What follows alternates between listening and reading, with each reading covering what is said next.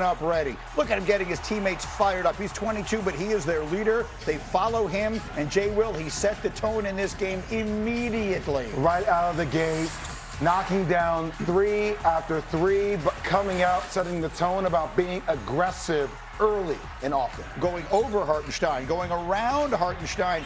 Hartenstein had so much success in that game 5 against what looked like a winded Wemby. In this case, Wembanyama goes for 11 points in the first quarter. What a start that was, Vinny. Come on, man. You're 7'4", and you're doing a step back on a like that's, how do you defend that? Look at this. How do you defend this? How do you defend a whirling dervish who's 7'6" and can go to the left hand? Nice and soft off the glass. Did you just like give him that. 2 extra inches? There's no way he's only 7'4". He gets taller every time I watch him.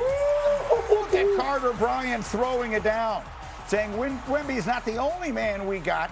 Massive dunk from Bryant, Spurs up a dozen, and then it's Holmgren denied at the rim by Vassell. And watch a little shove here, JWill. I mean, Holmgren was denied multiple times, and the Spurs made it a priority to be physical with OKC. And then Windy, in our first hour, said SGA in that third quarter was in hell because of the defense of Stephon Castle and Victor Wembanyama. Hey, they just got up in his pocket consistently, and we have Victor Wembanyama in the back row as a free safety at 7'4" with an 8+ foot wingspan. It deters shots, and you're forcing him to be a high-volume, mid-range shooter while taking contested shot after contested shot. Hey, look at them just working SGA to death here. He would be a -28 in this game, was the MVP. He was 1 of 7 with Castle as his primary defender, finished with just 15 points. Meanwhile, Dylan Harper calling his own number. He played well. Wemby fired up as the Spurs. In this third quarter, they just completely pulled away. You'll see Stephon Castle here to 13-0 run. The lead is 21. They would go on to outscore the Thunder 32-13 in the third. And Vinny, as we see the defense here from Wemby. Give me that. It's not just defense. It's I don't like you. We're up 30, and I'm not even letting you get a meaningless bucket. And what feels really important, this is Wembanyama early in the fourth quarter. You wouldn't have to see him late in the fourth quarter. 28 and 10 for him, but they pull away in time that he only winds up playing 28 minutes with a Game 7 looming just 48 hours away. That feels significant. And again, Wembanyama, he's just been brilliant.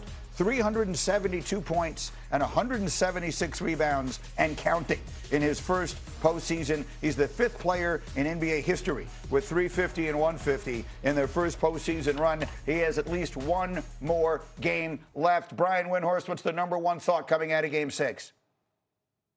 What a response from Victor Wembanyama. Subpar Game 5. You expect him to play and lead his team. He comes out right from the start. As you said, 11 points out of the gate.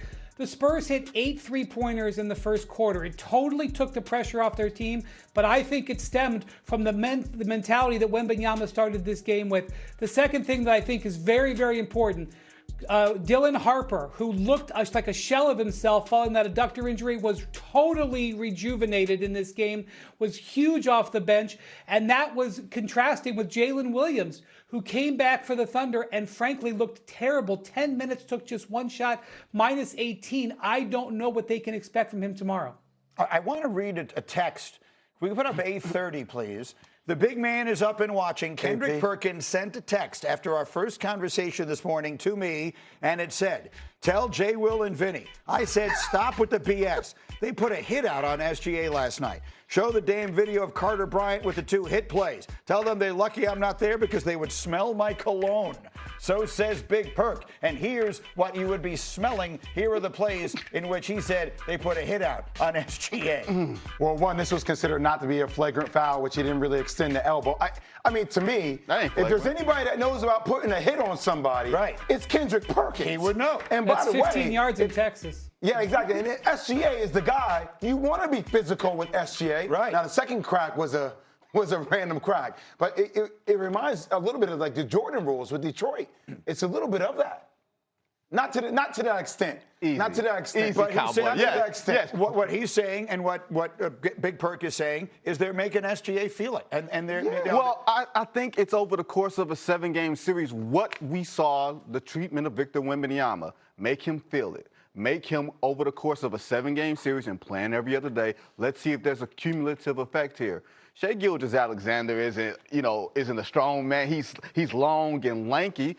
Test that and see if he can handle that. And I think you're starting to see with the fatigue, with the bodies you're throwing at him, there's no free space for him. And Wendy, it does make one reminded that the Spurs had great success against OKC during the regular season. It's one of the reasons they were confident coming into this series. They played this team well. They obviously match up with this team well.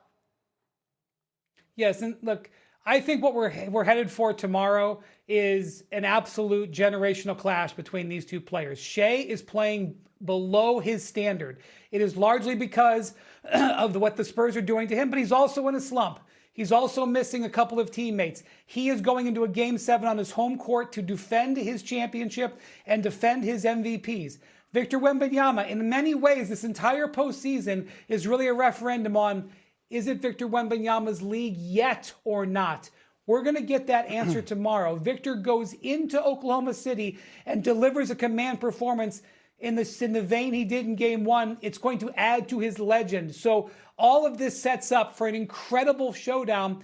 We haven't had very many good games since Game 1. We've had back and forth blowouts. I think an absolute nail biter with a heavyweight fight tomorrow night in Oklahoma City. Greeny, goes back to your days in Chicago. Yeah. Michael Jordan in 1993, and I'm not saying Shai Gilgeous-Alexander is Michael Jordan, but Michael Jordan in 1993 had a terrible Eastern Conference Finals against the New York Knicks. He shot 3 for 18 one game. There was the gambling stuff and everything else. But what do we remember? A 54-point game in Game 4 where he torched John Starks and everybody else, and a triple-double in Game 5 that Charles Smith blocked all that type of stuff. Yeah. We don't remember him shooting 40%. We remember the signature games that he put on when he put the team on his back. That's what Shai Gilgeous-Alexander has to do tomorrow. He has to drag this team because this team looks tired, uninspired, and they look like they acknowledge that San Antonio could be the better team. You said you think this is a legacy game for SGA. I do, because he's down 2 players that can create buckets for other teammates, and A.J. Mitchell and then J-Dub, who's a shell of himself. So last night he had 4 assists and 2 turnovers. He's been averaging around 7, 8, 9 assists a game. So the offensive production isn't just him scoring or getting to the free throw line. He's also creating other buckets for other players. And at the end of the game, or at the end of the day, as much as we know basketball, the common fan will look at it and be like, how far do you take your team? Especially in a moment in time where this is like Gladiator. Are you not entertained? It comes down to both guys are dead tired. One guy is 7'6", another guy is back-to-back MVPs of the league. Their teams are awesome, but one guy's going to need to step up because whenever one plays better than the other, that team wins. Boy, life comes at you fast. I remember the end of the finals last year, Wendy. We were sitting here talking about OKC. They're so young. He's young, and J-Dub is young, and Holmgren is young, and we're seeing the beginning of a dynasty, and could this be the team forever? And boom, they could get displaced tomorrow. I mean, literally as soon as tomorrow, not even a full calendar year later, this becomes Victor Wembanyama's league lock, stock, and barrel. It is amazing in the NBA, Wendy, how fast life can come at you. Maybe. I'm not quite there yet. I have a thing about the Thunder. I don't believe the Thunder are ever desperate. I know that they have not played well in a few games in this series, but they are the champs for a reason. They've won like 130-something games the last 2 years. They've won 2 Game 7s on their home court. Shai will have the great comfort of being at home. The Thunder are never desperate. And if the Spurs beat them tomorrow, it's going to be because they played brilliantly, because I expect the Thunder to be very good. I'm with you. Yeah, go ahead, I was Jay. going to say one thing to you. Yeah. I get it, because Victor Wembanyama is 7'4", 7'5". He's an alien. It's incredible. And I know that he will be positioned as the face of the league. But I look at the face of the league as something different than it's my league. Don't forget, it could be Jalen Brunson's league. It could be his league. If they win a championship, look, you can say whatever you want. There's something about David versus Goliath. Yeah. If David beats Goliath, like it will be his crown until it's not. I just want to state that for the record. I think everybody just glosses over. I'm not saying he'll be the most recognizable face in the world, or he'll stand out like a 7'4" alien. But if David finds a way to beat Goliath, if they get there, you got to give recognition where it's due. Well, we'll see. I hear what you're saying. Let's cross that bridge when we get to it. And to be clear, you just said it's going to be his league. No, what I meant was I didn't mean to say it is that San Antonio is going to win. I'm saying if San Antonio wins tomorrow, then I think that's a passing of the torch. Absolutely. It's a passing of the baton. Absolutely. And it came a lot faster than we might have been expecting, because I think we thought we were sort of strapping ourselves in for an OKC run that was going to last a really long time. Are they going to be, the team that everybody loves to root against, all that kind of thing, and all of a sudden they may not even get through a Game 7 on their home floor tomorrow night? We will see. There's nothing better than the drama we're going to get from this. In the meantime, another NBA story, the new anti-tanking